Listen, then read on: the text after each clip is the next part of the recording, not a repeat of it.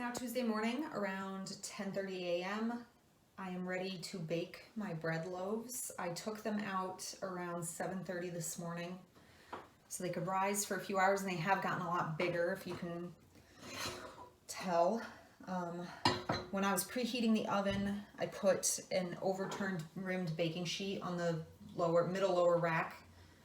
Cooks Illustrated says to do that if you don't have a baking peel, and I mean, with sandwich bread I don't do that, and I haven't done this one in a while, so we'll see how that turns out. But right now the oven has preheated to 500, and I'm going to be looking for a serrated knife so that I can put a slash in the loaves so that they don't rip when they're baking.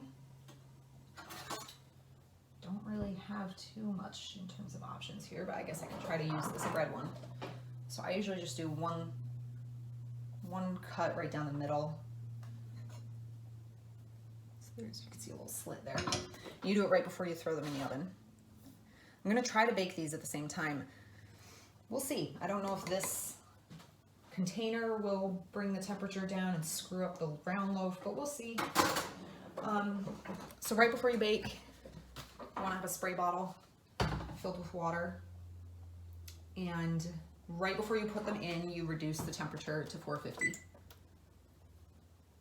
These are going to bake for half an hour, and within the first 5 minutes, you spray them with water twice.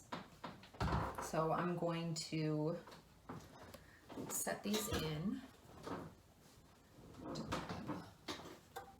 These. And I'm taking this off of the parchment, or taking the parchment paper off this sheet and putting it on the rimmed sheet so that it can get a nice crispy bottom. I'm gonna put this right next to this. Spray them.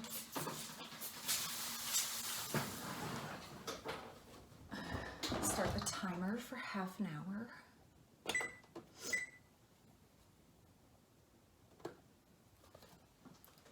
And then that's it. Halfway through, I rotate them. And, you know, after spraying them two more times in the 5 minutes, then you can just leave them to finish baking. So I will check back in half an hour. All right, you guys, it's been half an hour. I took the loaves out. I've been watching them very closely towards the end. This oven might be a little bit hot because they are very done, but they turned out really well. They were able to bake next to each other without having any issues. And now I'm just gonna let them cool for a little bit, and that's it. And that's how you make sourdough using the 24-hour recipe from Cooks Illustrated. So